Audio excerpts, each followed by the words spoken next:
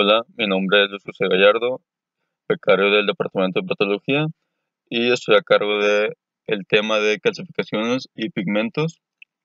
Ese es mi WhatsApp, por si alguien tiene alguna duda, pues me hablan y se las puedo resolver. Si me gustan, buscan por Facebook, pues probablemente no los vaya a pelar porque no lo uso. Así que está mi WhatsApp. Y bueno, a mí me tocó hablarles sobre calcificación del infarto placentario. Bueno, este es un corte sencillo en realidad, no hay mucho que decir en teoría y lo que sea más preguntable o que suelen preguntar en exámenes, pues se los voy remarcando como vayamos avanzando. Como ya deben de haber dicho sus becarios, se deben de aprender los nombres completos de los cortes, en este caso calcificación del infarto placentario. El órgano va a ser obviamente placenta, como dice el nombre del corte, y el proceso, una calcificación distrófica. Recordemos que en cuanto a calcificaciones tenemos dos tipos, la distrófica o también llamada fisiológica y la patológica o también llamada metastásica. La diferencia entre ambas son los niveles de calcio que cada una presenta, así como con el estado de los tejidos en los que se está depositando el calcio. En este caso, calcificación distrófica o fisiológica, los niveles de calcio son normales, es decir, de 10.5 miligramos por decilitro, pero lo que propicia que se depositen esas sales cálcicas es que el órgano está dañado. Por ejemplo, primero hay un infarto, que es un daño a un tejido, y estas sales se comienzan a depositar. En cambio, en la calcificación metastásica o patológica, los niveles de calcio están elevados por arriba de lo normal, es decir, más de 10.5 miligramos por decilitro, y esto propicia que aunque el tejido esté sano, se comiencen a depositar las sales cálcicas en determinado tejido que puede variar, puede ser en cualquiera. No necesariamente tiene que estar dañado para que se comiencen a depositar. Y en cuanto a la epidemiología, van a ser mujeres embarazadas, obviamente. Los infartos placentarios se pueden presentar en cualquier periodo del embarazo, pero es más común encontrarlos durante el tercer trimestre de gestación, cuando la placenta ya comienza a, pues, por así decirlo, desprenderse de la madre porque su funcionalidad está llegando a su fin, ya que pues ya casi dan a luz, pero se ha visto que se presentan mayormente en mujeres que presentan hipertensión o preeclampsia, trombofilias, es decir, que tienen mayor formación de trombos, porque algún trombo puede llegar a la circulación placentaria, atorarse en alguna arteria, arteriola, y pues ocluir el paso de sangre, provocar ulteriormente un infarto y pues muerte del tejido. Y también se ha observado en madres con síndrome de antifosfolípidos. En cuanto a la etiopatogenia, esto se deben a infartos que por definición sabemos que es falta de riego sanguíneo en algún área, en este caso en algún área de la placenta, pero más a fondo esto es idiopático, es decir, no conocemos la causa del por qué se provocan estos infartos en la placenta durante el periodo gestacional, y se ha llegado a considerar un proceso fisiológico porque se presenta en la mayoría de los casos, aunque no se conoce la causa, como ya mencioné. Y como ya les había mencionado en la diapositiva posterior, es más común encontrarlos en el tercer trimestre del embarazo. Y bueno, aunque no conocemos exactamente la causa que genera ese infarto, estos se pueden clasificar en blancos o rojos. En cuanto a los blancos, estos están causados debido a lesiones inflamatorias del endometrio y se consideran pseudoinfartos ya que no ponen en riesgo la vida del feto ni el transcurso del embarazo. Y están compuestos por nódulos que contienen material fibrinoide que les dan un aspecto amarillento. Y en cambio, los infartos rojos son mucho más extensos y múltiples. Estos sí ponen en riesgo el embarazo y la vida del feto, ya que se presentan sobre la cara materna de la placenta y provocan que ésta se adelgace mucho más de lo que debe ser normalmente y comprometen la circulación materno-placentaria.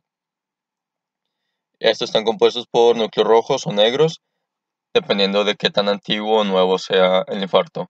Entre más rojo sea los núcleos, significa que es más reciente el infarto, y entre más negro sea, más oscuro, pues más viejo.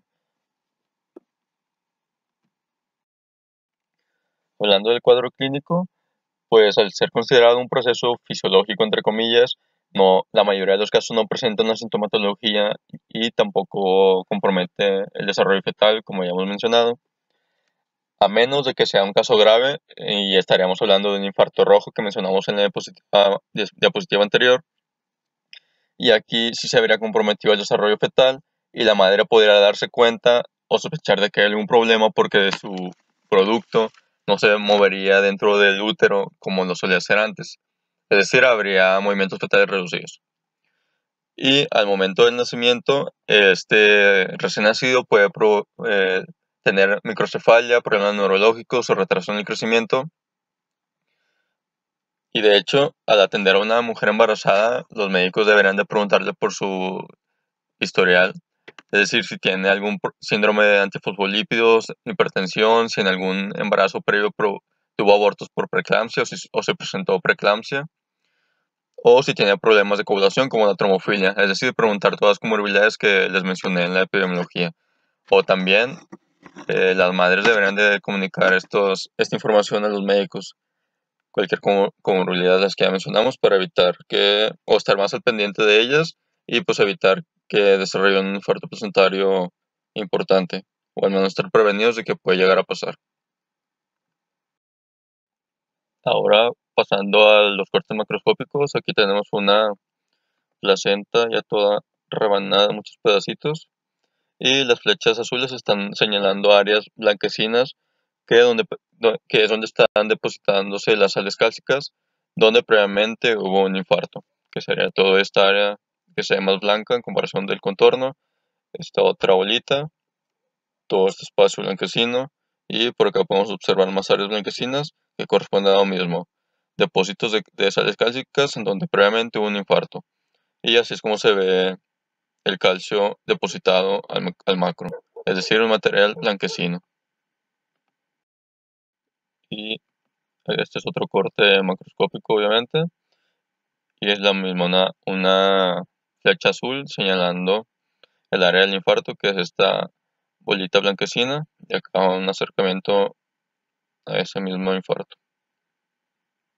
El infarto importante está muy grande, y esto es material blanco correspondiente a sales cálcicas depositadas. Ahora, pasando a lo que nos importa en laboratorio, que es el micro. Este es un corte de una placenta. Si ven, aquí les estoy señalando lo que correspondería a músculo liso del útero. Como recuerdan, por definición, son células alargadas que también tienen un núcleo alargado y lo podemos encontrar dispuestas en muchas formas, principalmente dos, longitudinales y transversales, como en todo esto de aquí. Ahora, de este lado, todo esto correspondería a la placenta, y aquí en laboratorio de pato les llamamos piecitos. Si ven, piecitos, piecitos, o carne molida, porque parecen trocitos de carne molida, y así se puede asociar la idea a algo y se les puede hacer más fácil acordarse. Entonces, si en un corte ven mucho músculo liso como aquí, ya están pensando en útero, porque es uno de los órganos que vemos en laboratorio que tiene mucho músculo. Pero si también ven de este lado carne molida, que es la placenta, pues piensen en este corte en calcificación del infarto placentario. Ahora, este es un corte normal. Aquí es solo para que vieran la anatomía al microscopio de una placenta. Y si se preguntan qué es esto que está señalado, ese material morado no es calcificación. Esto corresponde al sitio trofoblasto que está rodeando a las vellosidades terciarias, que serían los piecitos o carne molida que les mencioné. Entonces, este es un corte normal. Aquí no hay calcificación, a pesar de que esté este material morado, porque es sitio trofoblasto.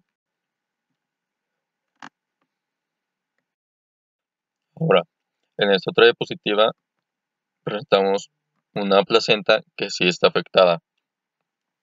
Si ven, otra flecha azul que está señalando a este material que ya les mencioné, que está rodeando a todas estas vellosidades terciarias, y les dije que era sitio trofoblasto. Esto es normal, esto no es calcificación, aunque esté del mismo color de esto, que sí corresponde a una calcificación de un infarto placentario. Es exactamente el mismo color basófilo, morado, pero esto sí es infarto. Lo que está señalando la flecha roja sí es un infarto, sí es un depósito de calcio. Y se acuerdan que les mencionábamos que el infarto se veía como vidrio quebrado o tierra seca. Aquí está, es esto. En sí, esos son errores de la técnica, no significa que infarto sea así, pero se presenta en la mayoría de los casos de infarto al micro. Entonces aquí está. Todo este material basófilo sería el infarto, bueno, el depósito de sales cálcicas sobre un infarto placentario. Que hay un vasillo, otro vaso, y por acá más carne molida rodeada de cistotrofoplasto, que no es calcio. Otro corte, este, como ven, es un corte normal. Siguen habiendo los mismos depósitos, bueno, el mismo sitio, rodeando las vellosidades. Y de este lado, con flechas rojas, todo este material basófilo, que es calcio, sobre un infarto. ¿Ven?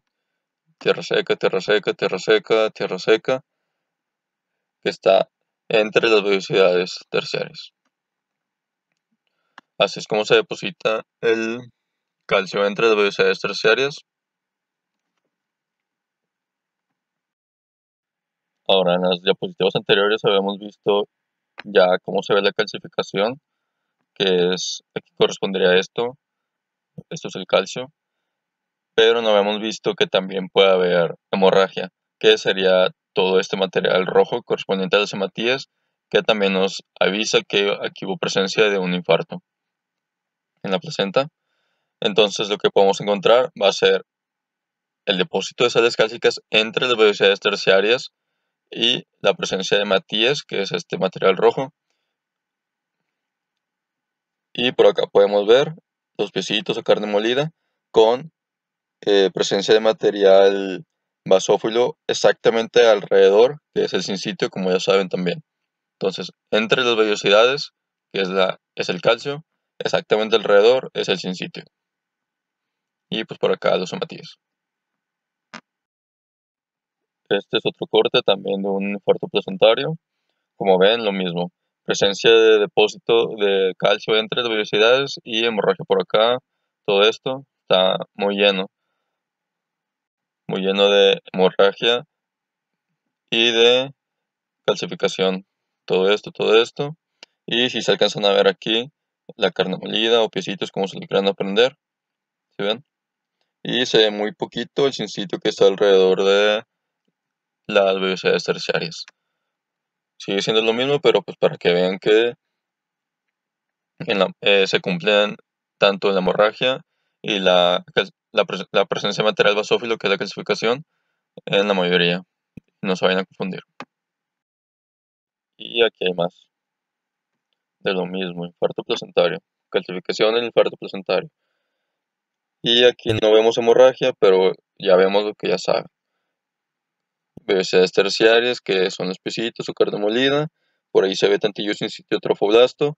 Y de este lado, todo esto que es calcio, todo ese material basófilo, es el calcio depositándose entre las vellosidades terciarias, donde anteriormente hubo un infarto. Y ya por último, son dos cortes que ya vimos, pero nada más para que comparar y ver qué es lo que se busca. Aquí no se ve mucho músculo liso, pero en sí, si ven un corte con mucho músculo liso, ya piensan en útero y no se quedan con eso. Buscan además la presencia de la carne molida, que son las vellosidades terciarias, es decir, la placenta. Ven que están rodeadas de sincitio trofoblasto, este material basófilo. Y también lo que buscan es hemorragia y lo más llamativo de todo, que sería la calcificación, que son todo este material basófilo también, pero en acúmulos más redondeados y más extensos entre las vellosidades terciarias, en los cuales también se puede ver lo que describimos como tierra seca. Y ya sería todo. Entonces lo que buscas es músculo liso que corresponde al útero, te fijas si hay placenta, y cómo reconoces placenta, viendo las vellosidades terciarias, los piecitos de bebé o carne molida, rodeados por un sitio trofoblasto, buscar los acúmulos de material basófilo, es decir, calcio, y las hematías correspondiendo a la hemorragia, que está también entre las vellosidades, y ya sería todo. Así es como lo reconoces al micro. Ya esto sería la bibliografía por si a alguien le interesa meterse a revisar. Bueno, eso es el Robbins. Esa es otra página. Y también, pues si a alguien le interesa, les podemos dar páginas donde vienen laminillas o más libros con cortes.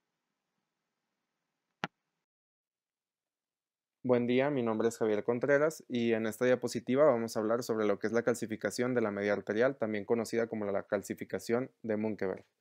¿Por qué se le conoce así también? Porque él fue el primero en descubrir este padecimiento y describirlo. Aquí abajo les dejo mis contactos, que es mi WhatsApp y mi correo, en caso de que tengan alguna duda.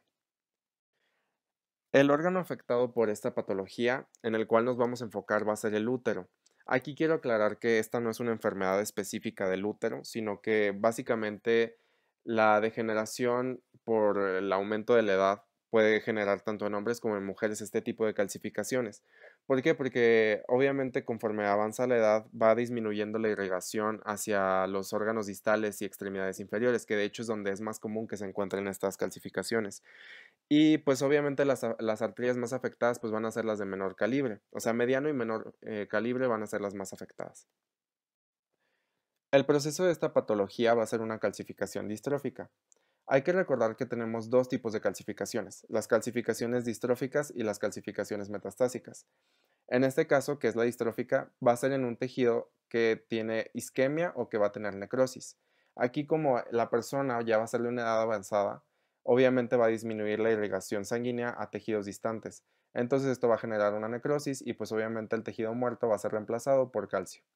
En el caso de las calcificaciones metastásicas, lo que ocurre es que hay una elevación del nivel de calcio sérico y esto va a generar que se hagan depósitos de calcio en tejidos que normalmente no tienen que tener calcio.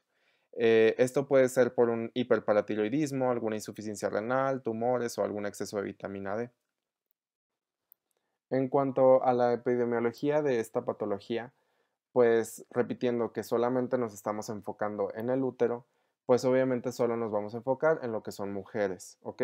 Van a ser mujeres mayores de 50 años, ¿sí? Postmenopáusicas, y pues el hecho de que llegara a tener alguna comorbilidad, pues obviamente afecta para que desarrolle esta patología. Algunas son la diabetes, las dislipidemias, trastornos del metabolismo del calcio y enfermedades genéticas.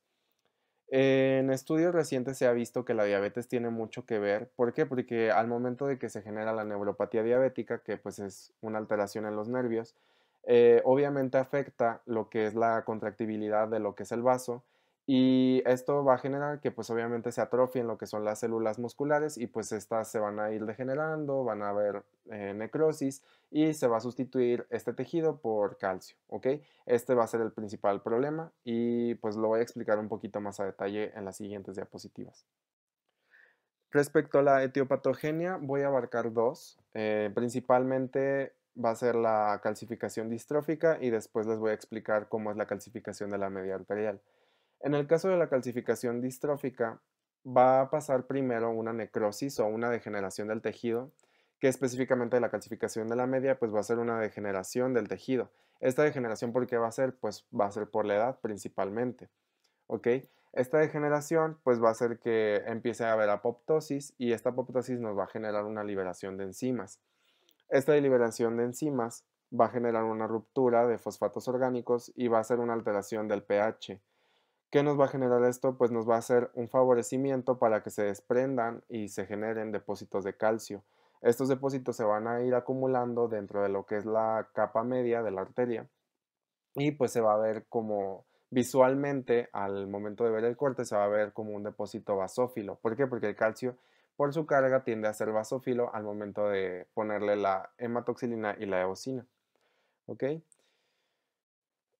En cuanto al proceso de la calcificación de la media arterial o de Mukeberg, básicamente se va a resumir en que hay una degeneración grasa de las células musculares de la capa media y esta a su vez nos va a generar una capa hialina, la cual se va a degenerar y a su vez nos va a formar una calcificación. En cuanto a la calcificación de Mukeberg, hay varias teorías y todavía no están al 100% comprobadas, pero se cree que tienen que ver factores genéticos y factores inmunológicos. Aquí les quiero recordar que ahorita estamos hablando de una degeneración en la capa media. Esto se va a llamar arteriosclerosis. que no se debe confundir con una aterosclerosis. Aquí solamente en la arteriosclerosis se va a implicar lo que es la capa media. Puede llegarse a afectar la capa íntima, pero lo principal es la afección en la capa media. Aquí solamente se va a ver al micro, más adelante lo vamos a ver, los depósitos de calcio. Cuando estamos hablando de una aterosclerosis, se afecta la túnica íntima. ¿Se pueden afectar otras capas? Sí, pero ahí es la íntima. En este caso, en la arteriosclerosis solamente se afecta la capa media. Eso apréndeselo muy bien. ¿Por qué? Porque pues es una característica distintiva de este corte. Bueno, la presentación clínica de esta patología, pues prácticamente la paciente no se va a dar cuenta. Es raro que se muestren algunas manifestaciones. De hecho, la paciente puede tenerlas y prácticamente vive su vida normal y nunca se va a dar cuenta de que las tiene. De hecho, básicamente esta patología se considera como un hallazgo incidental, que al momento de hacer una radiografía o alguna autopsia, pues se puede ver estas calcificaciones. Sin embargo, si la paciente llegara a tener alguna afección en las arterias, como les había explicado la aterosclerosis, ahí sí puede presentarse un cuadro clínico. Sobre todo va a ser un cuadro que va a ser de dolor. ¿Por qué? Porque pues al momento de que la arteria esté dañada ya por un ateroma y todavía que se esclerose, que quiere decir que no puede, o sea que está rígida la arteria, obviamente va a generar un cuadro agudo de dolor en la paciente. Pero esto es muy extraño, no es muy común y pues básicamente es eso del cuadro clínico. Bueno, en cuanto al macro, aquí les puse una imagen, pero bueno, antes de ver la imagen, pues estamos tratando con una paciente que es mayor de 50 años, por lo cual lo más probable es que tenga posmenopausia, ¿ok? Entonces, ¿qué nos indicaría esto? Que obviamente el endometrio pues va a estar atrofiado. ¿Por qué? Porque pues si recordamos, el endometrio va perdiendo su capacidad de regenerarse conforme va aumentando la edad. ¿Por qué? Porque va disminuyendo la producción de hormonas normal en la mujer. Ahora, en cuanto al miometrio, pues obviamente ahí es donde va a haber más arterias pasando para poder llegar al endometrio. Entonces aquí vamos a tener a las arterias calcificadas, ¿sí? O sea, en la siguiente diapositiva voy a agrandar la imagen y les voy a señalar para que vean con más claridad cuáles son las arterias. Y pues si ven ahí una bolita en medio, también les voy a explicar qué es. Bueno, aquí les agrandé un poco más la imagen. Este es un corte coronal de un útero de una paciente femenina, obviamente de más de 50 años. Aquí si observan al centro y superior del útero podemos ver una protrusión, que esto es un leiomioma. Ahorita no nos vamos a enfocar en eso, de hecho vamos a verlo más adelante en el curso.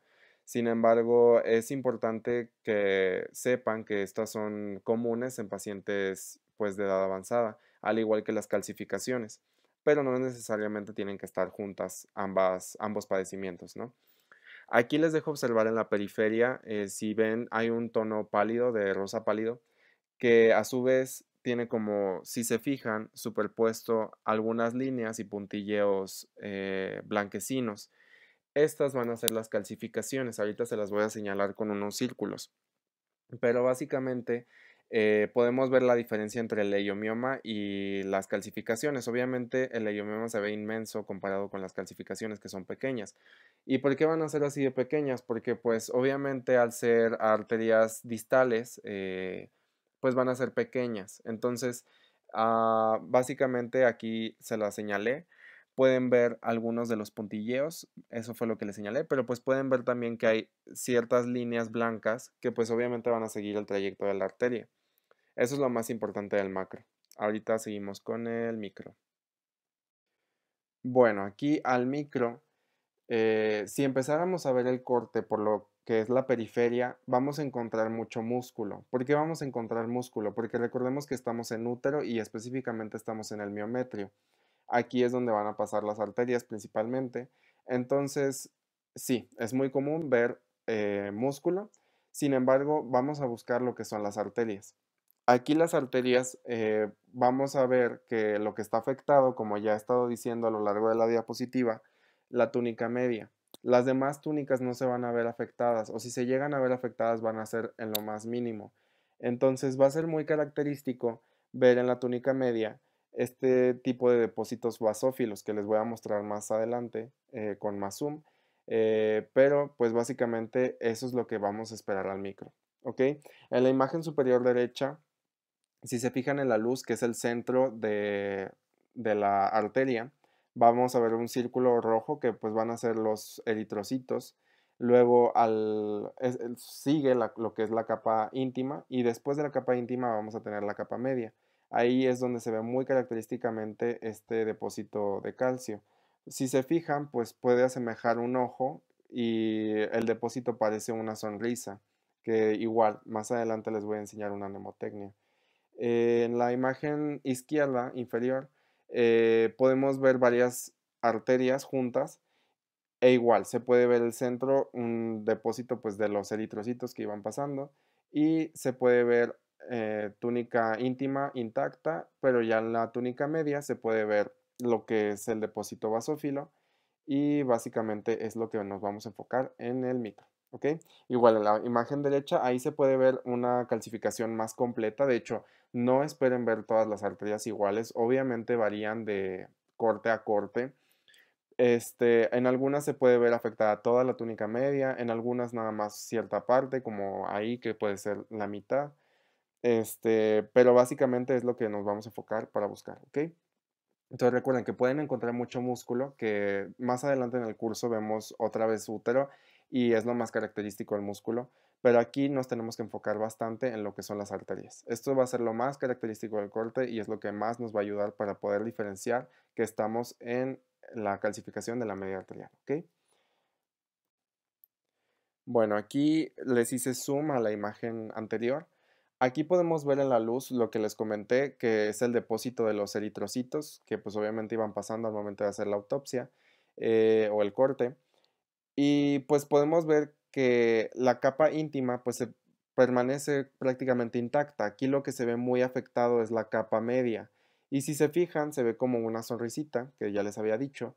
Y pues si se fijan en la luz, también parece un ojo. Entonces, en patología, pues decimos que parece un Mike Wazowski, que ahorita pues básicamente podemos ver un preview y básicamente así queda, ¿no? Entonces, obviamente no todas las arterias se van a ver igual, no todas van a tener esta forma tan bonita como se puede ver en esta imagen que les puse, pero si se fijan es muy característico el morado, pues la vasofilia en lo que es la túnica media. Entonces al momento de ustedes ver este corte, lo primero que tienen que buscar es estos depósitos, son muy característicos, o sea, ustedes pueden ver la periferia y ver el músculo y puede llegar a confundirse con un leiomioma, que es lo que van a ver más adelante, o sea, más adelante en el curso, pues. Sin embargo, lo más característico aquí son los depósitos en las arterias, ¿ok? Quiero hacer mucho como énfasis en eso para que se les quede. Y pues, bueno, busquen los Mike Wazowskis, que se escucha un poco chistoso, pero la verdad es que a mí me ayudan bastante al momento de ver este corte, ¿no? Más adelante tengo otro ejemplo. Bueno, aquí les agrandé la otra imagen. Aquí básicamente es un corte transversal principalmente, pero pues como todo, obviamente va a haber partes que pues no estén pasando transversalmente y pues podemos ver de hecho dos arterias que se ven más longitudinalmente cortadas, que son las de la derecha. Y si se fijan aquí se puede ver la calcificación, pero pues como les dije, no siempre se van a ver pues como en cuñas o a veces se pueden ver completas, etcétera. Aquí por el tipo de corte en la de la derecha, pues la calcificación se ve como pues también longitudinal. ¿Por qué? Porque pues el corte es más longitudinal. Sin embargo, en las de la izquierda podemos ver que es un corte más transversal. No necesariamente se va a ver todo lleno de basofilia, como vimos en el corte anterior. De hecho, aquí podemos ver espacios que quedan en blanco. Que esto, pues también, o sea, recordando, hay dos, o sea, cuando no se ve la basofilia completamente que llene toda la túnica, se pueden ver dos luces, que es como podemos ver, sobre todo en la arteria inferior izquierda, que se ve como si tuviera un ojo y una boca abierta. Ahí hay dos luces, hay una luz verdadera y una luz falsa. ¿Cuál va a ser la luz verdadera? Pues obviamente donde pasan los eritrocitos. Si se fijan, no hay ningún eritrocito en la luz inferior, que sería donde está la túnica media, y se ve un puntilleo basófilo, que serían los depósitos de calcio alrededor. Sin embargo, en la luz verdadera, que es el centro, se pueden ver los cúmulos de eritrocitos. Entonces eso también es importante al momento de ver las arterias. Identificar cuál es una arteria, digo, cuál es una luz verdadera y cuál es una luz falsa. De hecho, en la arteria que se ve cortada longitudinalmente, que es la de la derecha, la más grande de todas, se pueden ver igual la luz verdadera, que es donde están los eritrocitos al centro, y la túnica se ve como, pues por el mismo corte se ve como una luz, pero básicamente es igual por el mismo corte y pues por los depósitos. Entonces también reconozcan mucho eso, ¿ok? Si se fijan al centro, se puede ver básicamente la túnica media y se ve muy como una sonrisita también. Entonces ahí se ve muy característico. Y abajo se ve otra que no se ve tan característico, pero también se puede ver el depósito, ¿no? Entonces, en resumen, ubiquen cuál es una luz verdadera, cuál es una luz falsa y además básense en la basofilia, ¿ok? Porque pues, por ejemplo, a la izquierda sí se puede ver como la luz falsa, pero si se fijan alrededor tiene ciertos puntilleos basófilos, entonces eso les ayuda a descartar que esa sea la luz verdadera, ¿no? Entonces automáticamente descartan que sea la luz verdadera y dicen, no, pues es falsa porque tiene estos depósitos de calcio. Y pues miren. Aquí les puse otros Mike Wazowskis. eh, y pues básicamente, ¿no? Ese es mi tip de todo este corte. Busquen los Mike Wazowskis. Es muy fácil, no tiene tanto dificultad. Y las luces, ¿ok? Siempre distingan las luces, cuál es verdadera y cuál es falsa. En este corte no vamos a encontrar ninguna célula característica. Lo de los Microsofts obviamente no lo vayan a poner, es solamente una referencia. Pero lo mismo, o sea, hacer énfasis en que tienen que checar cuáles son las luces verdaderas, cuáles son las luces falsas. Y básense bastante en los colores, la diferencia de colores, qué se ve más basófilo, qué se ve más acidófilo. Eso es lo más importante de este corte, ¿ok? Obviamente al ver las arterias, porque como les digo, puede haber mucho músculo, pero no es lo principal, o sea, lo principal es las arterias, ¿ok? No se vayan a confundir con otro corte, no tiene pierde y básicamente es eso.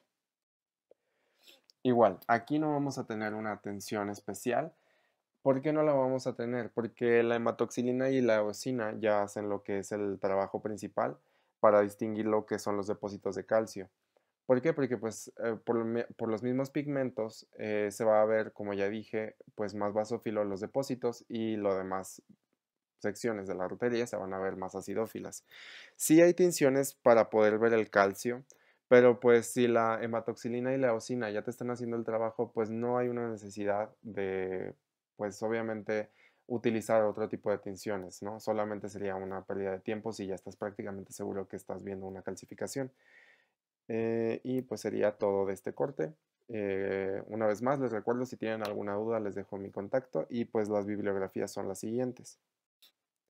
Bueno, como bibliografía utilicé tres referencias. Para las calcificaciones y esquematizarlas me basé en lo que es la patología ilustrada en este libro, que es el primero. En el caso de la etiopatogenia y epidemiología y otros factores de riesgo, me basé en este artículo de esta revista, que es el segundo link, que es la arteriosclerosis de Muckeberg en vasos uterinos, un interesante hallazgo incidental, que como ya les había dicho, igual es prácticamente es un incidente cuando te encuentras con estas calcificaciones porque no son muy sintomáticas. Y finalmente, en su libro de texto, que es el Robin Psicotran, que básicamente en el libro no van a encontrar mucho sobre esta patología. Si quieren informarse más por su cuenta, pues pueden revisar estos primeros dos. Sobre todo el segundo, el artículo, ahí viene muy bien explicado básicamente pues cómo son los mecanismos tanto inmunológicos que tienen que ver, como los factores genéticos, cómo influyen para que se genere esta patología. Y pues de mi parte sería todo. Y cualquier cosa sin problema me pueden hablar. Hola, yo soy Glenda y les voy a explicar colestasis intrahepática, que es uno de los cortes que vemos en la práctica de laboratorio de pigmentos y calcificaciones. Para hacer un poquito de introducción, me gustaría recordarles que los pigmentos los dividimos en endógenos y en exógenos. Los exógenos son el carbón, los tatuajes, entre otros. Y los endógenos los subdividimos en no derivados del EM, como son la melanina y la lipofuscina, y los pigmentos endógenos derivados del grupo M, que son la hemoglobina, la biliverdina, la hemosiderina y la bilirrubina. Yo les voy a hablar de colestasis intrahepática. Colestasis intrahepática, primero que nada, hay que definir la palabra colestasis. Colestasis quiere decir que hay una ausencia o una disminución en el flujo de bilis hepática. Entonces, se empieza a acumular bilirrubina. ¿En dónde? Dentro del hígado. Ya les mencioné que el proceso va a ser un pigmento endógeno derivado del grupo M, en específico estamos hablando de la bilirrubina, y el órgano involucrado en esta patología es el hígado. Antes de explicarles las etiologías de esta patología, me gustaría explicarles un poco acerca del ciclo de la bilirrubina. La bilirrubina es el producto final del ciclo de degradación del grupo M. Este pasa primero a ser biliverdina, después por la enzima reductasa se convierte a bilirrubina, esta se une a la albúmina sérica porque es liposoluble, llega al hígado y en el hígado es captada por los hepatocitos de las membranas sinusoidales. En el hígado es cuando se conjuga a bilirrubina conjugada y va a bilis, pasa a bilis, después esta pasa a intestino y en el intestino se absorbe 20%, se reabsorbe tanto en intestino, en ilion, en colon y lo demás se excreta por heces o por orina. Entonces, una vez entendiendo todo el ciclo de la bilirrubina, pues tenemos que si la etiología es prehepática, la bilirrubina elevada en sangre va a ser bilirrubina indirecta o no conjugada. Y si pasa un proceso posthepático, la bilirrubina que se eleva en sangre va a ser bilirrubina conjugada o directa. Entonces, tenemos, pues ya les mencioné, procesos prehepáticos, hepáticos y posthepáticos dentro de las etiologías de colestasis intrahepática. De las patologías prehepáticas tenemos procesos hemolíticos. Cuando los eritrocitos empiezan a degradar y liberan el grupo M, la bilirrubina se eleva. Procesos hepáticos. ¿A qué me refiero con un proceso hepático? A patologías mismas de hígado, como un proceso viral, dando como ejemplo la hepatitis o en sí la cirrosis. También tenemos el síndrome de Gilbert. Es un síndrome hereditario que se asocia a la deficiencia de una proteína, de una enzima hepática que hace que el hígado sea incapaz de conjugar la bilirrubina. Entonces esta se empieza a acumular. Y dentro de las etiologías posthepáticas, pues tenemos procesos obstructivos, como la formación de litos, como alguna neoplasia, o también tenemos un síndrome que se llama síndrome de Budd-Chiari, en el cual es un proceso trombótico, entonces empieza a haber la formación de trombos, de coágulos, que estos obstruyen, puede ser parcial o completamente las venas que drenan el hígado, causando una obstrucción y una elevación en las bilirrubinas, en la bilirrubina directa o bilirrubina conjugada. Hablando precisamente de los litos, vamos a tener factores que predisponen a la formación de litos. Por eso les pongo aquí la regla de las 4 Fs, que es 40, female, fat y fertile. La epidemiología va de la mano con la etiología de base que tenga nuestro paciente. Quiero aclarar aquí que colestasis intrahepática puede pasar tanto en niños como en adultos y así también como en personas de la tercera edad. Sin embargo, tenemos factores predisponentes para la formación de litos, que es la regla de las 4 Fs que ya se los mencioné en la diapositiva pasada. También quiero agregar aquí que hay enfermedades en niños que predisponen a la colestasis intrahepática. Estas enfermedades son atresia biliar, fibrosis quística y quistes del colédoco. Para hacer un paréntesis, aquí el tratamiento de la colestasis intrahepática también depende de la etiología que tenga nuestro paciente. Si nuestro paciente tiene algún proceso hemolítico, algún proceso viral o si tiene algún proceso de obstrucción. dando como ejemplo una neoplasia. Si nuestro paciente tiene un tumor, pues el tratamiento es ir a quitar, ir a desobstruirlo. Muy bien, entonces dentro del cuadro clínico vamos a tener que una retención sistémica de bilirrubina por más o igual de 3 miligramos por decilitro en sangre nos lleva a tener la coloración amarilla de piel y escleras, que nuestro paciente esté amarillito. A esto se le llama ictericia. La ictericia causa prurito, entonces nuestros pacientes van a estar amarillitos y van a tener comezón. También esta patología causa jantomas. Los jantomas son estos acúmulos que ustedes ven aquí. Este es un jantoma neonatal. Es un acúmulo de colesterol en el tejido subcutáneo. Si a nuestros pacientes les tomamos laboratorios, vamos a tener, ya mencioné, las bilirrubinas elevadas, tanto la indirecta o la directa. Y también vamos a tener enzimas hepáticas elevadas, enzimas de las membranas tanto apicales o canaliculares de los hepatocitos y de las células epiteliales de los conductos biliares. Muy bien, entonces, ¿qué vamos a ver al macro en un paciente con colestasis intrahepática? Pues vamos a ver un hígado de tamaño normal. Un hígado adulto promedio mide alrededor de 26 centímetros de ancho, 15 centímetros de alto y como 8 centímetros de espesor. Entonces, pues vamos a ver un hígado de tamaño aparentemente normal. Obviamente depende de si estamos hablando un hígado de un bebé, de una persona adulta o de una persona de la tercera edad.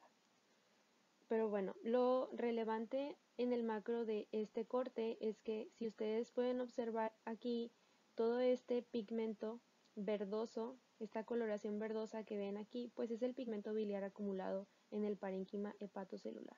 Por eso se ve así, verdoso, negro, algunas personas lo ven morado, pero bueno, simplemente que sepan que pues no es la coloración normal de un hígado sano. Al micro lo que vamos a ver, y aunque suene repetitivo, pues es una acumulación de pigmento biliar dentro del parénquima hepatocelular. Vamos a encontrar tapones de bilis pardoverdosos elongados en los canalículos biliares dilatados, y la rotura de estos provoca la extravasación de bilis que después es fagocitada por los macrófagos en el hígado, que estos se llaman células de Kupffer. Se van a acumular gotas de pigmento biliar dentro de los hepatocitos y estos van a adoptar una forma que los conocemos como hepatocitos espumosos o hepatocitos algodonosos, que más adelante se los voy a mostrar. Es importante que ustedes sepan que este corte tiene una tinción específica y es la tinción de Hall, que no se les olvide. La tinción de Hall es específica para la bilirrubina. Del lado izquierdo de su pantalla les puse una imagen de histología normal del hígado para recordarles un poquito cómo está estructurado. Tenemos que el hígado está envuelto en una capa delgada de tejido conectivo denso, irregular, colagenoso y con escasas fibras elásticas. Esta cápsula se llama cápsula de Gleason.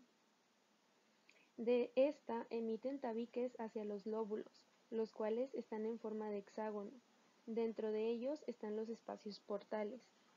Los hepatocitos van a formar láminas anastomosadas y son la mayor parte del parénquima funcional. Todas estas se van a orientar de forma radial hacia la vena central, que es esta que podemos observar aquí. Entre las láminas están los sinusoides hepáticos, que son todos los espacios blancos que podemos observar. Muy bien, entonces tenemos del lado derecho esta imagen que es el corte de colestasis intrahepática. Ya sabemos que los cortes los vemos siempre desde la periferia hacia el centro. Entonces, ubicándonos en la periferia, tenemos esta capa de tejido que vemos aquí, de tejido laxo, denso, irregular, que es lo que les acabo de mencionar, es la cápsula de Gleason. Después, adentrándonos un poco más en el corte, vamos a empezar a ver este pigmento negro que vemos aquí en los hepatocitos. Este pigmento, esta coloración negra, verdosa, parduzca, es la acumulación de bilirrubina en el hígado. También podemos observar aquí una parte de la vena central, y estos espacios en blanco que vemos son los sinusoides hepáticos. Acuérdense que los hepatocitos forman cordones hepáticos y todo el material pues va a ir drenándose hacia la vena central. En esta imagen del corte es con un poquito más zoom, pero de igual manera tenemos aquí la vena central. Aquí les señalé con estas flechitas negras una triada. Aquí tenemos la arteria hepática, la vena porta y el conductillo biliar. Si observan bien, de este lado tenemos otro conductillo biliar. Aquí podemos observar otro. Bueno, entonces lo que es importante que vean en el corte son los circulitos amarillos, en donde les estoy señalando el pigmento biliar. Este pigmento que ven aquí, como ya les dije en la diapositiva pasada, este pigmento negro parduzco que pueden observar, pues es el pigmento acumulado dentro de los hepatocitos, en el parénquima hepatocelular. Obviamente todo lo que ustedes ven de color cafecito o más oscuro es pigmento acumulado, y a esto es a lo que nos referimos cuando hablamos de los hepatocitos en forma algodonosa. En esta otra imagen con un poco más zoom, les estoy señalando con las flechitas amarillas los hepatocitos espumosos o algodonosos. Son todas estas células que se ven cafecitas y que se ven dentro de ellas el pigmento biliar. De esta forma le llamamos hepatocitos algodonosos porque adquieren como esa forma.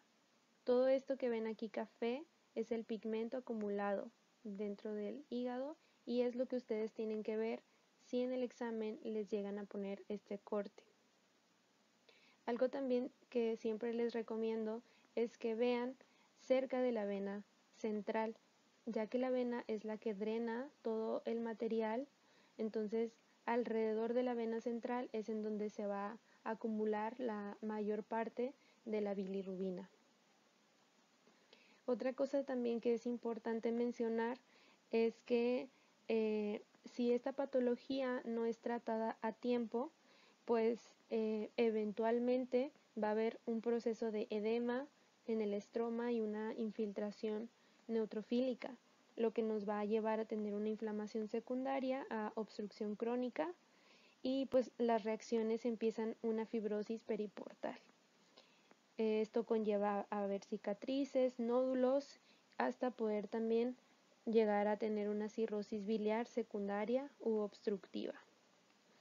Entonces, recapitulando un poco acerca del micro, vamos a ver los hepatocitos colestásicos o hepatocitos algodonosos o espumosos, que son, como ya les mencioné, nuevamente estas células que se ven agrandadas y en su citoplasma contienen el pigmento biliar. Y pues bueno, vamos a tener también este pigmento biliar más de un tono más verde, parduzco o negro, y acordándonos también que para este corte la tinción específica es la tinción de Hall, que es la tinción que nos permite ver o identificar especialmente la bilirrubina. Para ya terminar, haciendo un mini resumen, acuérdense siempre de las etiologías, deben de entenderlas muy bien, y de la regla de las 4 Fs en la epidemiología. También es importante que ustedes recuerden que en este corte sí tenemos tinción específica, y bueno, al micro es un corte muy sencillo de identificar. Solamente tenemos 2 cortes de hígado y conociendo su estructura, pues así nos orienta a qué patología es de la que estamos hablando. Pues bueno, si tienen alguna duda de este corte o de cualquier otro, pueden enviarme un mensaje. Aquí les dejo mi Facebook y pues gracias por su atención. ¿Qué tal? Muy buenas tardes. Mi nombre es Orlando Azael López López. Soy becario del Departamento de Patología y actualmente curso el 10º semestre de la carrera. Yo estoy a cargo del tema de nevo intradérmico y pues vamos a empezar el tema esperando que quede lo más claro posible. De todas formas, al final de la presentación les dejé una liga con mi contacto para que cualquier duda que ustedes tengan, que surja, pues puedan acceder a mi contacto, mandarme cualquier pregunta o duda que tengan y pues lo aclaramos de inmediato, ¿no? Vamos a empezar. Para hablar del nevo, evidentemente tenemos que ponernos un poquito en contexto con el órgano en cuestión, que en este caso es la piel. Entonces hay que hablar un poco de generalidades. Yo sé que este tema pues ya lo hemos visto desde segundo semestre en histología, entonces por si no les quedó claro, por si tienen alguna duda o simplemente para entrar en contexto, pues hay que hablar un poquito de la piel. Pues bueno, es bien sabido que es el órgano más grande del cuerpo humano y que tiene diversas funciones vitales para la vida, como lo son la protección contra rayos ultravioleta, es decir, el potencial de lesión de los rayos solares. También actúa como primera línea de defensa contra cualquier microorganismo. Importante para la síntesis de vitamina D, interviene en la termorregulación y pues evidentemente se trata de un órgano sensitivo, ya sea para dolor, frío, calor o simplemente para presión o tacto. También hay que saber que la piel pues tiene 3 capas, como son de la más superficial a la más profunda, la epidermis, la dermis y la hipodermis o tejido subcutáneo. Aquí les dejo una imagen muy ilustrativa, nada más con el fin de pues esquematizar la piel y sus 3 capas. Evidentemente pues nos queda muy claro a todos. Ahora sí, hablando un poquito de la histología, pues ya podemos ver en esta imagen, apreciar las 3 capas, están ahí señaladas. Entonces igual con el cursor, pues aquí vemos claramente cómo la epidermis es la capa más superficial, tiene también sus capas, y pues recordar que la capa más externa de la epidermis carece de células y está compuesta únicamente por queratina. Se continúa por debajo o más profundo la dermis, que pues en su mayoría está compuesta de tejido laxo y que alberga a los anexos, ya sea glándulas sudoríparas, glándulas sebáceas o folículos pilosos, y que en este caso pues también vamos a ver cómo alberga al nevo.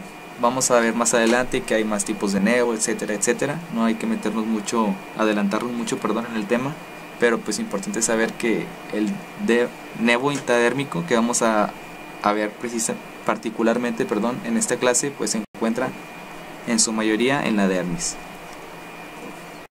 Bueno, vamos a adentrarnos un poquito en el proceso. Nada más les recuerdo que la presentación está conformada igual a como se llevaban las clases presenciales del laboratorio.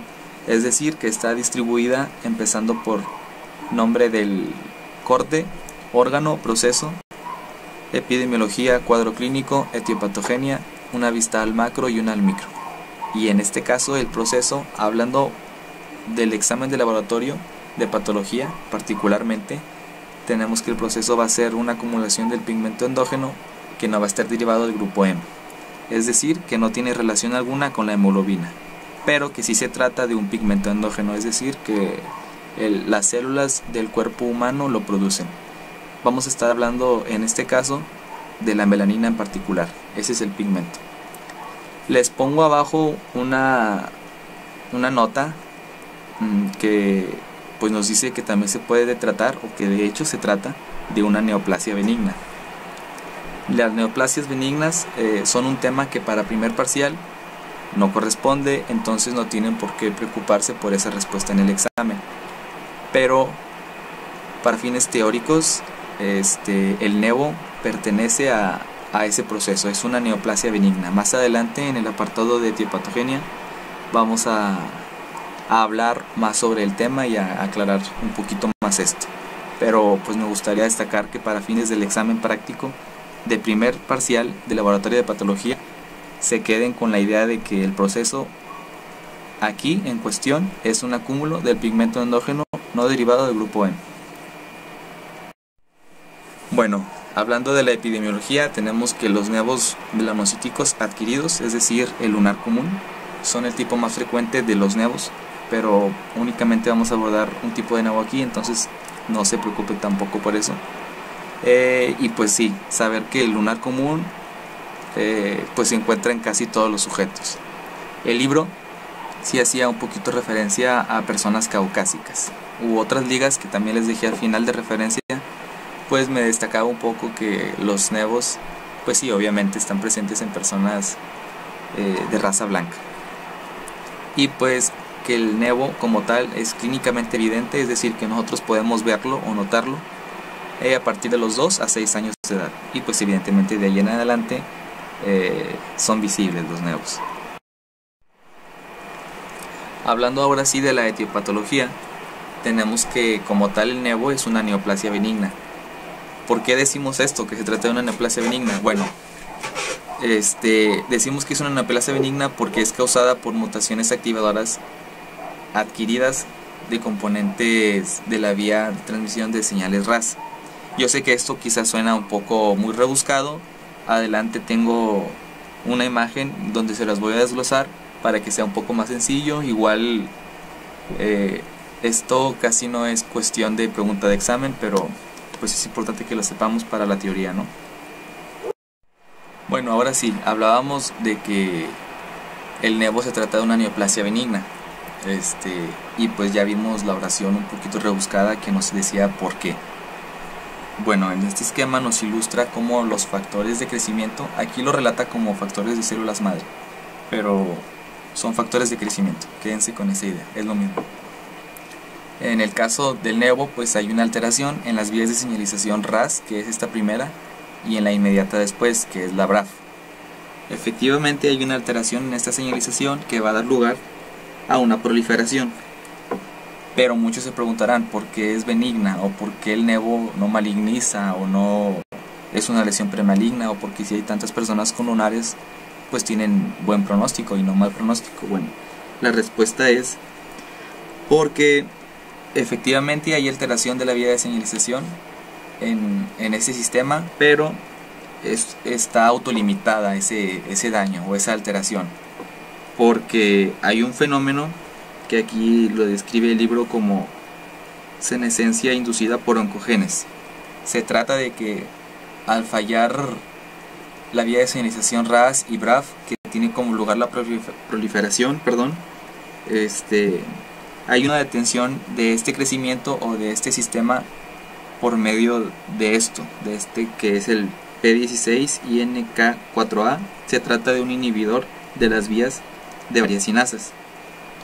Y pues ya sabemos que las sinasas van a actuar ya sea activando o inhibiendo genes, y pues por medio de otras vías de señalización intracelular.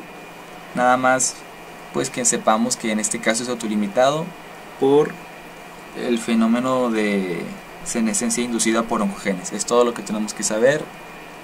No, claro que esto no va a ser tema de pregunta de examen de laboratorio, quizá de teoría sí, si ven el tema, pero en el laboratorio de patología pues somos más pragmáticos, entonces nada más quédense con eso. Es una neoplasia benigna porque está autolimitada, porque hay una senescencia inducida por oncogenes, y eso es todo.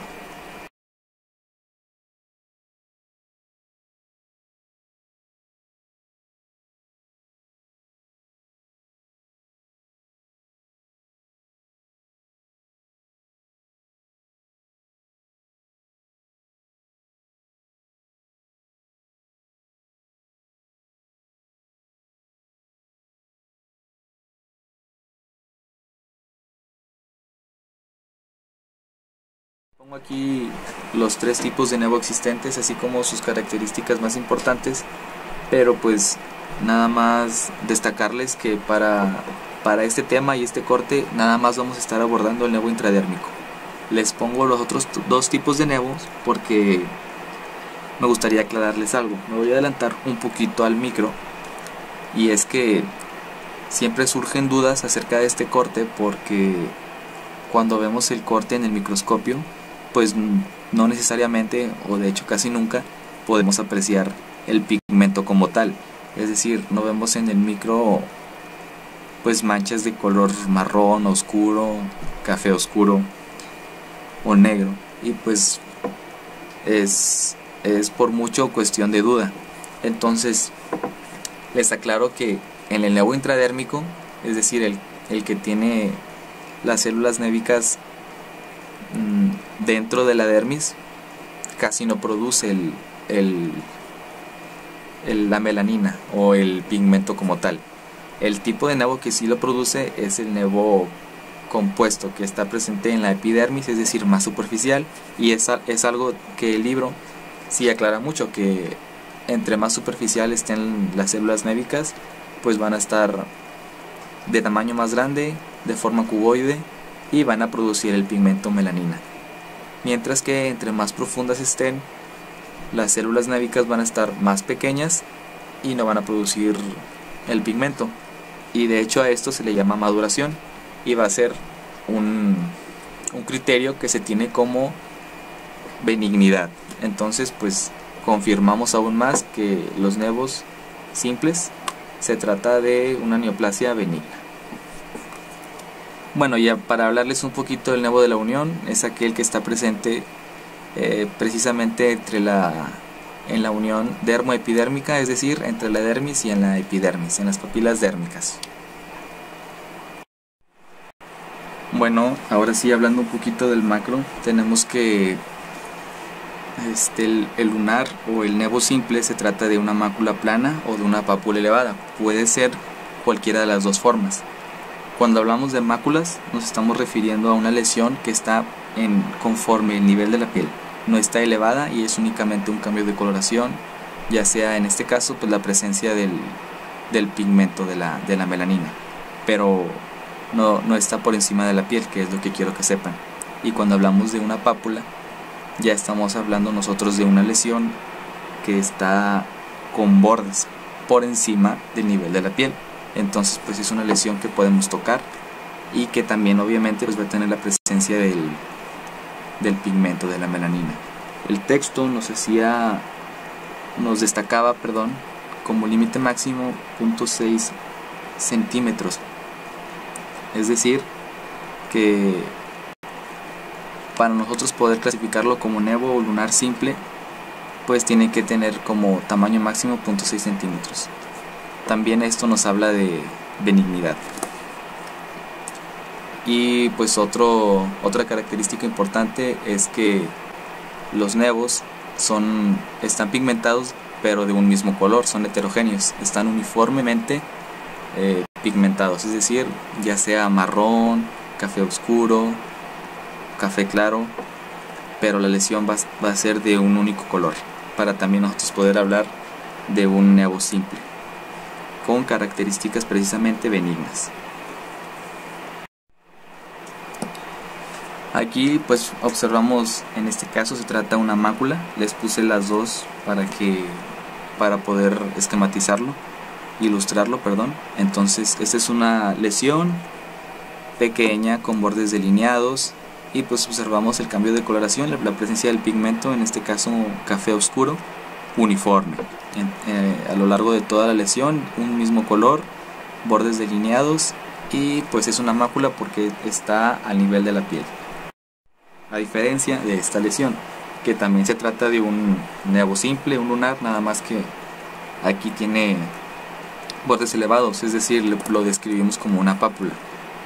Está la presencia del pigmento, es decir, vemos nosotros la lesión café oscura, un poquito más oscura que la anterior, pero pues también tiene los bordes delineados, característica de benignidad, y en este caso pues que está con con presencia de bordes por encima de la piel, es decir, es una pápula. Y ahora sí, hablando del micro,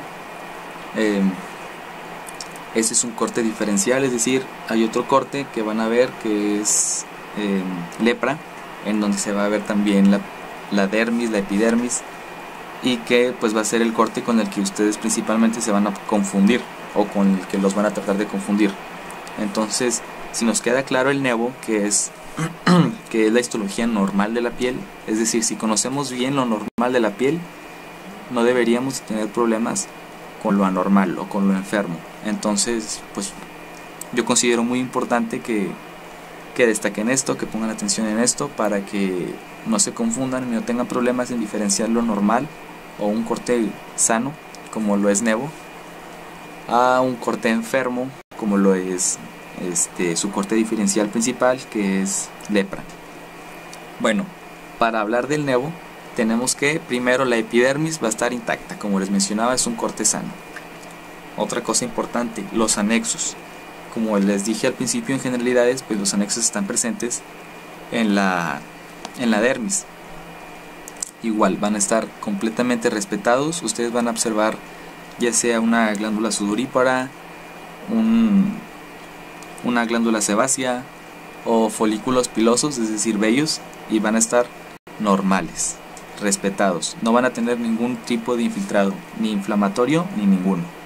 Y lo característico del corte, o lo que ustedes van a tener que notar para saber que estamos hablando del corte de nevo intradérmico, pues van a ser los nidos de células névicas. Aquí también les hago hincapié en que no necesariamente va a estar presente el pigmento, el cambio de la coloración, café oscuro, negro, marrón, no necesariamente lo van a ver. De hecho, como hablamos de un nevo intradérmico y los cortes están rotulados de esa forma, es decir, son cortes de un nevo intradérmico, pues casi ninguno tiene la presencia de la melanina, del pigmento. Entonces nada más se van a observar los nidos de células névicas, y pues ya en la imagen les voy a decir, o se va a ilustrar, cómo se ven. Bueno, esta es una imagen panorámica. Observamos y empezamos nuestro corte como siempre desde la periferia, desde la capa más externa o más superficial, que en este caso es la epidermis. Observamos primero la presencia de queratina, completamente normal, acidófila. Es una imagen panorámica, entonces necesitaría un zoom para decirles si es piel gruesa o fina, pero la verdad, a mi criterio, parece piel fina. No veo mucha presencia de queratina, entonces muy seguramente estamos hablando de piel fina. Y luego, inmediatamente inferior, o se continúa por debajo de la epidermis, la dermis. Aquí observamos una papila dérmica, y pues todo lo que está por debajo de la epidermis es la dermis. Creo que en el corte no se alcanza a ver tejido subcutáneo o hipodermis, entonces estamos prácticamente sumergidos en la dermis, y es un corte, la verdad, perfectamente ilustrativo, muy bonito. Les dejé la liga para que vean más de estos cortes. La página es Pathology Outlines, se las recomiendo y van a encontrar más imágenes como esta. Toda la dermis, prácticamente toda la dermis, contiene lo que buscamos, los nidos de células névicas. Adelante va a haber un corte en donde vamos a ver una imagen con zoom de un nido, para que nos quede todavía más claro cómo es. Pero todo esto que vemos en la dermis son los nidos de células névicas, y como les mencionaba, casi no tienen presencia del pigmento, no se ve la melanina. Por aquí quizá pudiéramos observar un poquito de un color pardo, café, oscuro, marrón, pero si lo comparamos con la totalidad del corte, pues es el mínimo, ¿no?, la presencia del pigmento. Entonces no quieran siempre esperar ver el pigmento en este corte. Ustedes, para diferenciarlo de la lepra, tienen que primero ver que es piel, claro, después ver que es piel sana, no tiene infiltrados. Por aquí hay una glándula sebácea, miren, y está completamente sana, no tiene ningún tipo de infiltrado. Aquí hay otra, y pues están sanas. Aquí hay otra, completamente sanas, respetadas.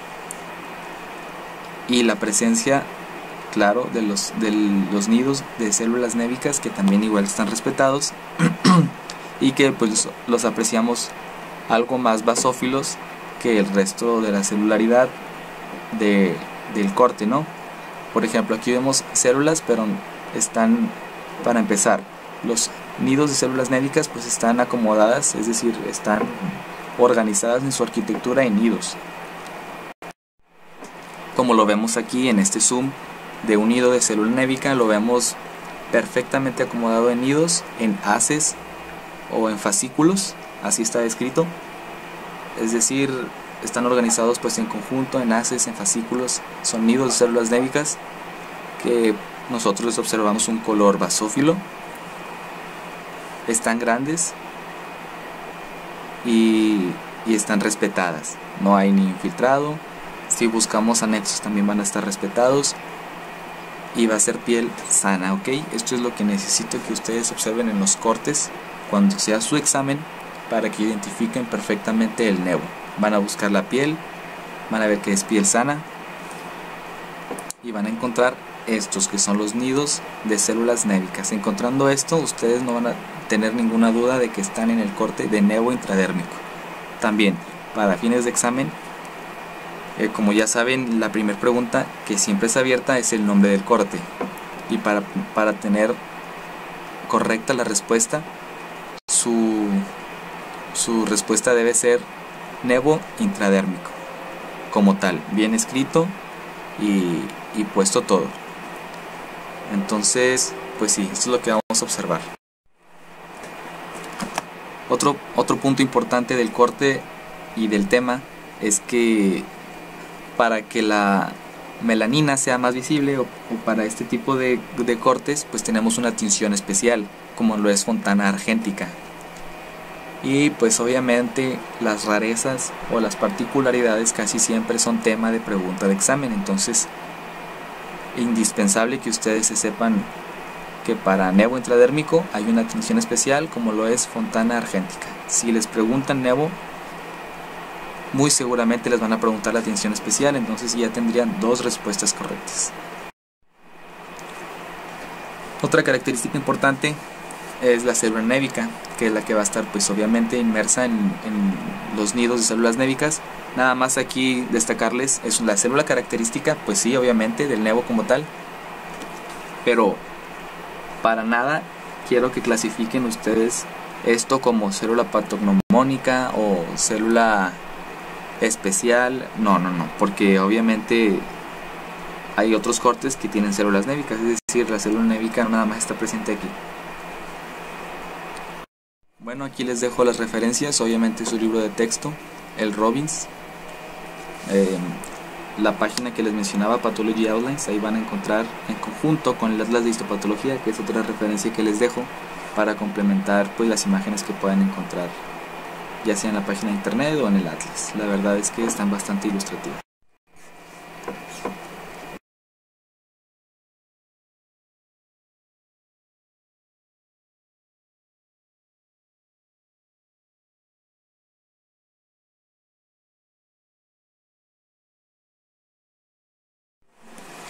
Y bueno, les dejo aquí una imagen de superación. No crean que es la imagen que siempre uso, ni mucho menos. La verdad es que la acabo de buscar en internet, pero pues me identifico con ella. Espero que ustedes también se identifiquen y les guste. La frase dice: intenta y falla, pero nunca falles en intentarlo. Y bueno, es todo de la presentación. Les agradezco su tiempo, y para cualquier cosa pues ya saben que sin ningún problema pueden contactarse. Gracias. El corte de esta clase es el de congestión, edema y antracosis de pulmón. El órgano vamos a ubicarlo en el pulmón y el tipo de proceso es el pigmento exógeno. En cuanto a la etiopatogenia, vamos a observar que en el intersticio del pulmón de los adultos que habitan la ciudad podremos encontrar cantidades variables de pigmento antracótico, el carbón. La antracosis se va a referir a esta presencia de partículas de carbón que vamos a encontrar en el pulmón. No es una condición patológica per se. Estas partículas principalmente se van a concentrar alrededor de paquetes broncovasculares, en septos interlobulares y debajo de la pleura, a lo largo de vasos linfáticos. El carbón es relativamente inerte y usualmente genera poco o nada de fibrosis cuando se encuentra depositada en cantidades mínimas. A menudo es asintomática. El problema inicia cuando se permite que la enfermedad progrese, la enfermedad de pulmón negro, que a veces también se le conoce como neumoconiasis de los trabajadores del carbón. Aquí ya es cuando los efectos del depósito de carbón en grandes cantidades sí pueden ser significativos. Ahora bien, los principales síntomas una vez que ya se encuentra en un estado avanzado de daño pulmonar van a ser la respiración dificultosa, la producción de flemas y sibilancias. Con el tiempo, a medida que las partículas cada vez se acumulan más en los pulmones, pueden llegar a producirse cicatrices, engrosamiento del tejido pulmonar, que a veces va seguido del desarrollo de una fibrosis masiva e incluso progresiva. Otras complicaciones que se pueden también presentar es un aumento en el tamaño del ventrículo derecho del corazón, efisema y bronquitis crónica. Es importante mencionar que no existe cura para la antracosis o la enfermedad del pulmón negro, y el tratamiento generalmente va a implicar aliviar los síntomas nada más. Vamos a tener en claro algo. El carbón permanece en forma de aerosol como partícula en el aire durante un tiempo considerable.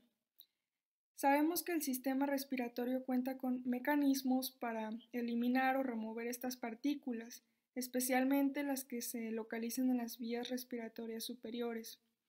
Las partículas de pequeño tamaño pueden depositarse por sedimentación, sobre todo en las vías aéreas pequeñas, como es el caso de los bronquiolos terminales y respiratorios. Esto se puede evidenciar en un corte pulmonar microscópico, en el cual resalta la acumulación de polvo a su alrededor, el cual veremos en la sección del micro.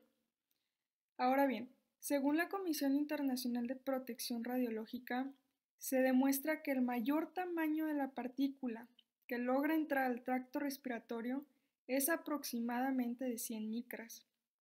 Aquellas de un tamaño menor, más o menos como de 10 micras, van a penetrar en la faringe, y las más pequeñas, de 7 micras, incluso llegan a alcanzar los sacos alveolares, en los cuales pues se van a depositar, y este depósito de polvo en los pulmones va a ser el resultado de un proceso ciertamente complicado que va a llevar a cabo la inhalación, la depuración y la retención de estas partículas. Como mencionábamos anteriormente, que la eliminación de las partículas depositadas en los pulmones se puede llevar a cabo mediante dos mecanismos, como es la del sistema mucociliar y los macrófagos alveolares. En el primer mecanismo, en el sistema mucociliar, las partículas que alcanzan el saco alveolar van a ser eliminadas mediante el movimiento de la capa de fluido que cubre la pared alveolar, es decir, mediante el surfactante, hacia el bronquiolo terminal, para finalmente ser vehiculadas por el transporte mucociliar hacia el exterior. El segundo mecanismo, que es el de macrófagos alveolares, se va a llevar a cabo en las partículas que logren alcanzar el intersticio para ser finalmente eliminadas. Como podemos observar en esta imagen, es un macrófago alveolar obtenido por microscopio electrónico de transmisión, y en la segunda imagen observamos también macrófagos alveolares que vamos a encontrarlos en el epitelio de un bronquiolo pequeño. En esta siguiente imagen podemos observar el pigmento antracótico que se va a encontrar dentro de los macrófagos ubicados en un linfonódulo. Estos diminutos puntos que vemos como pardos negruzcos en la zona de tejido conectivo alrededor de los vasos sanguíneos es el depósito de carbón. Ahora, si estas partículas no se logran eliminar y se acumulan con el tiempo, puede resultar en una neumoconiosis, como mencionábamos anteriormente. Ahora, quiero que miren esta imagen en la cual vemos el pulmón del minero de carbón. Es de un masculino de 70 años. El pulmón, como ustedes lo pueden ver, muestra una extensa deposición de pigmento de carbono. En la porción media del pulmón, donde se ve más negrito, o podemos observar que el pulmón se ha convertido en una masa muy sólida, negra y encogida.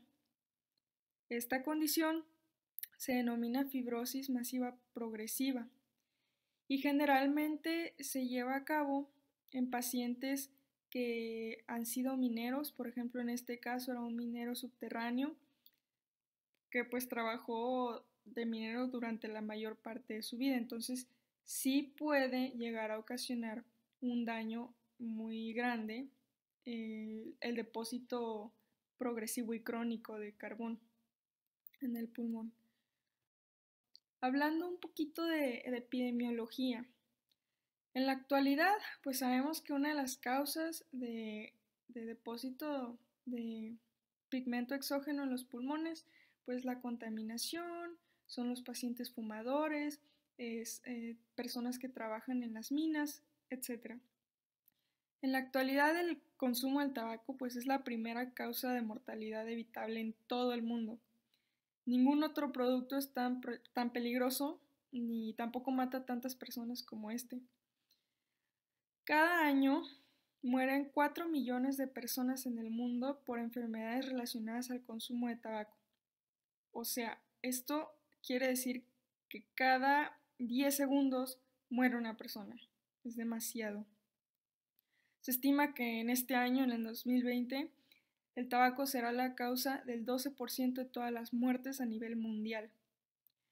Para entonces, este porcentaje incluso será mayor que el de las muertes causadas por el VIH-Sida, por las muertes causadas por tuberculosis, mortalidad materna, accidentes automovilísticos, homicidios y suicidios.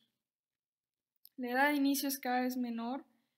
Generalmente o anteriormente el consumo era mayor en hombres, pero actualmente el consumo de tabaco en mujeres ha ido incrementando en las últimas décadas, incluso hasta ha rebasado los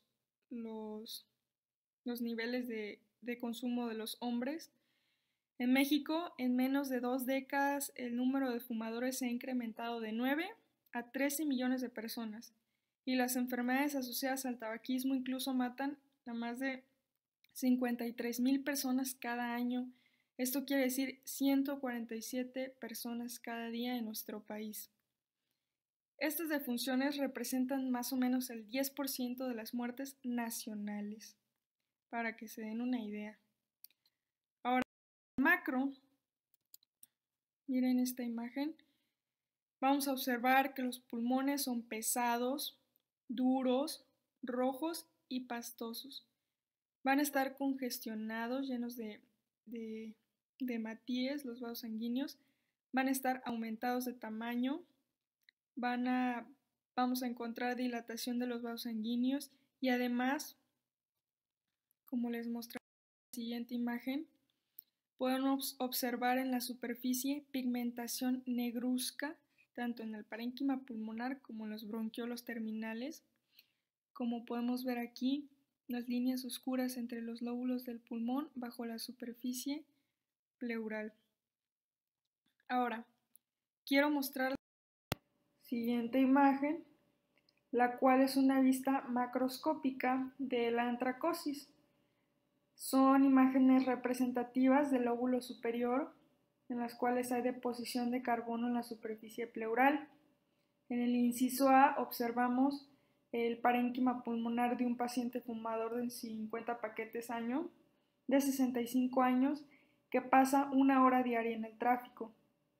Mientras que en el inciso B es la imagen del parénquima de un paciente no fumador de 63 años, el cual pasa 4 horas diarias en el tránsito. Ambos individuos son varones y son habitantes de la ciudad de Sao Paulo durante 50 años. Entonces sí podremos observar una diferencia significativa entre el paciente que fuma, aunque pasa menos tiempo en el tránsito, a un paciente que no fuma y pasa hasta 4 horas en el tránsito, por lo que podemos observar los efectos nocivos que genera el consumo crónico de tabaco. Observando el micro, hay que recordar primero que nada que es un corte de descarte. Es el pulmón más sano, es el más sencillo, por lo tanto no se van a confundir mucho. Observen el corte y vamos a observar que el carbón aparece en forma de diminutos gránulos de color negruzco entre las células del parénquima pulmonar, en la pared alveolar, o bien también se encuentra definido en el citoplasma dentro de los macrófagos, como veíamos anteriormente. En los linfonodos se pueden apreciar entre las células linfoides. Además, por medio de las ramas linfáticas también pueden migrar hacia otros linfonodos cercanos. Como observamos en la imagen, este es un corte de ganglio linfático traqueal en el cual observamos la presencia de antracosis y depósito de carbón en el citoplasma vaya de los macrófagos. Ahora, en la siguiente imagen podemos observar también el polvo de carbón depositado, que se ve como un pigmento negro granular. En la siguiente imagen podemos observar la presencia de congestión y edema. Los vasos sanguíneos van a estar dilatados con acúmulo exagerado de Matías o congestión secundaria e insuficiencia cardíaca congestiva. Y también vamos a observar que va a haber un aumento de la presión hidrostática en los capilares alveolares y vamos a observar una extravasación de líquido en los sacos alveolares, el cual es un material proteináceo AAA. Recordemos que el edema se va a caracterizar por ser acidófilo, amorfo y acelular, que va a estar uniformemente distribuido en los mismos sacos alveolares. A esto le vamos a conocer como edema. Entonces, como mencionábamos, el aumento de la presión hidrostática, que puede ser secundario a un trastorno hemodinámico como insuficiencia cardíaca izquierda, va a provocar la salida de líquido proteináceo hacia los espacios alveolares. Aquí podemos observar otro corte de edema pulmonar. Vamos a observar que los alvéolos van a estar, no vamos a observar la luz de los alvéolos porque van a estar llenos de este material proteináceo, de edema. Vamos a observar la congestión capilar. Los vasos sanguíneos van a estar llenos de glóbulos rojos y pues simplemente observamos el fluido eosinofílico que vamos a encontrar dentro de los capilares. Aquí tenemos otra imagen en la cual señala pues las partes principales de este corte: la antracosis, el edema, la congestión. Aquí hay otra imagen. Miren, se ve muy claro el pigmento negruzco que podemos observar alrededor del pulmón. Tenemos otra imagen señalando la congestión de los vasos sanguíneos. Ahora, hablando del cuadro clínico que podría presentar el paciente ya en una etapa un poquito avanzada, en la cual haya un acúmulo significativo de carbón en los pulmones, vamos a poder observar disnea, ortopnea, ingurgitación yugular, edema de miembros inferiores e incluso estertores crepitantes bilaterales. Y finalmente, por último, les dejo una tablita con un resumen que tiene los puntos más importantes de la clase de hoy. Estúdienla y si tienen alguna duda nos la llegan a hacer y con mucho gusto se las respondemos. Gracias.